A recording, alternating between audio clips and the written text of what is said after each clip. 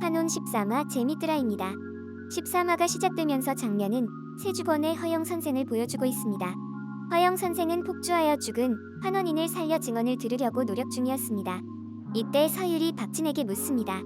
환혼인을 저렇게 살릴 수 있냐고 말입니다. 그러자 박진은 환혼인은 폭주하면 사람이 아니라 괴물이라고 못을 박습니다.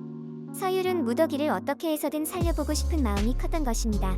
한편 천부관에서는 내시의 수기를 빨아들인 무더기를 장욱이 끌어안고 있습니다. 그러면서 무더기의 손이 수성대에 들어가자 치수의 단계의 술사들만 열 수 있는 문이 열려버리고 말았습니다. 무더기는 자신의 수기가 경천대오에서처럼 거울 안에서처럼 여기에 들어가서 수성대가 열렸다고 말합니다. 이상히 여기고 있을 때 하늘에서 번개가 치고 장욱이 무더기와 함께 황급히 피하자 하늘에서 벼락이 떨어져 수성대를 망가뜨리고 말았습니다. 장욱과 무더기는 서둘러 도망가려고 했지만 이미 진무가 천부관의 수기로 막아놨기에 도망칠 수가 없었습니다.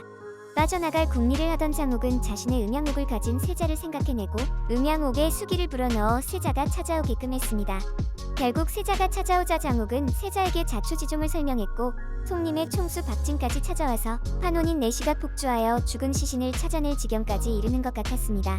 하지만 진무는 왕비를 불러내어 얼음돌로 돌이 된 김내관을 다시 살려내어 장욱의 진술이 모두 거짓말인 것으로 몰게 됩니다. 살아 움직이는 김내관을 보고 장욱과 무더기는 일이 잘못된 것을 알고 자신들이 거짓말했다고 말하고 서둘러 천부관을 벗어나게 됩니다. 진무가 장욱을 천부관에 잡아두려고 했지만 무더기가 기지를 발휘해서 얼떨결에 빠져나오게 된 것입니다. 박진은 천부관에 얼음돌이 있음을 확신했고 장욱과 무더기는 왕비에게 얼음돌이 있다는 것을 확신했습니다. 박진은 사술인 얼음돌을 찾으면 없애려고 했고 장욱은 무더기를 살리기 위해서 사용하려고 하고 있었습니다. 위험했지만 장욱의 기지로 장욱과 무더기는 집으로 무사히 돌아올 수 있었습니다.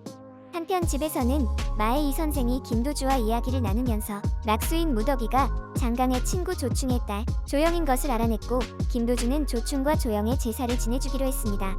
마의 이 선생은 돌아온 장욱에게 내일부터 경천대오에 가서 낚시나 하자고 했는데 장욱은 10번의 시합 중에 한 번이 남아서 수련해야 한다고 거절합니다. 장욱이 낚싯대를 빌려주려고 찾으러 갔을 때 마의 이 선생은 경천대오에서 금등어를 낚으려고 했는데 아쉽다고 말합니다. 금등어가 무엇인지 아는 무더기는 낚싯대를 찾아온 장욱에게 마의 이 선생님을 조차 낚시 다니라고 등을 떠밀게 됩니다.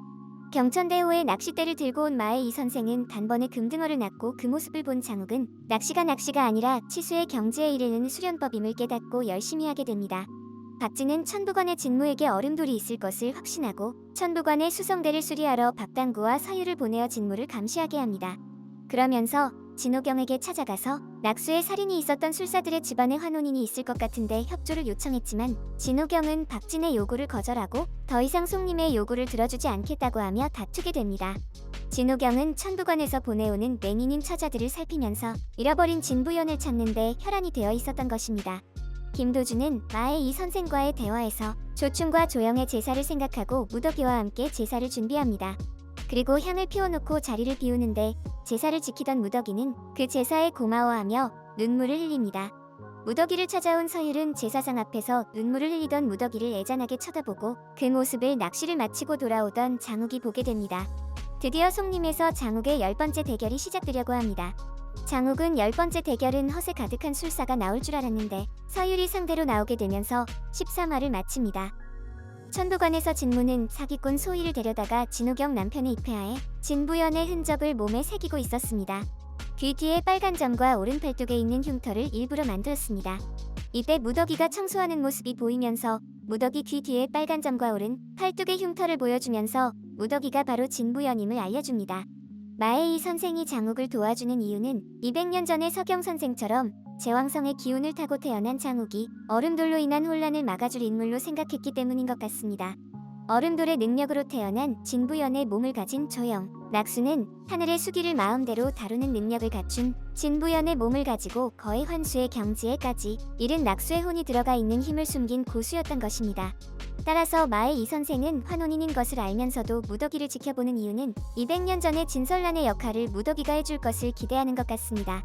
한편 낙수를 사랑하고 지금의 무더기를 마음에 둔 서율과 자신의 길을 뚫어주고 스승이 되어주어 고마워하는 장욱과의 사이에서 무더기는 제대로 삼각관계를 이루고 보는 사람들의 마음을 애타게 하고 있습니다. 서율도 장욱도 얼음돌을 찾아 파괴하지 않고 무더기에게 넣어 무더기를 온전하게 하려는 목표가 있기에 앞으로 무더기는 얼음돌과 하나가 될 것이라는 예상이 됩니다. 문제는 왕비와 진무 그리고 자기 이익을 위해 다른 사람의 목숨을 빼앗으며 환혼을 한 귀족들의 저항을 장욱과 무더기 고 송림이 감당할 수 있을까 하는 것입니다. 이미 진무의 편에 서버린 진호경과 진요원은 벌써부터 송림을 불안하게 만들어 주고 있기 때문입니다. 물론 권선징악의 해피엔딩을 향해 나아가겠지만 이야기의 진행에 어떤 변수와 반전이 있을지 더 기대되는 이야기였던 것 같습니다. 재밌드라였습니다. 이 영상이 마음에 드셨다면 좋아요와 구독을 부탁드립니다. 좋아요와 구독은 영상 제작에 큰 힘이 됩니다.